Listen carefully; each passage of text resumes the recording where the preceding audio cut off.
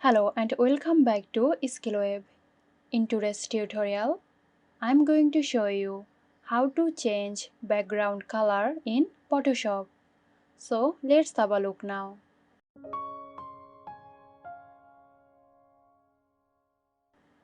Start by opening Adobe Photoshop and opening the image you want to change background. To change background, go to Select, then click on Subject. After the selection, again go for Select and choose Inverse.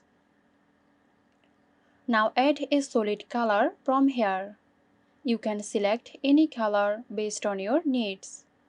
So that's how you can easily change background color in Photoshop. Hope you found this tutorial helpful. Stay tuned for more helpful tutorials here at SkillWeb. This video is sponsored by Xirosoft. Xirosoft offers graphic design, UI UX design, digital marketing and web development.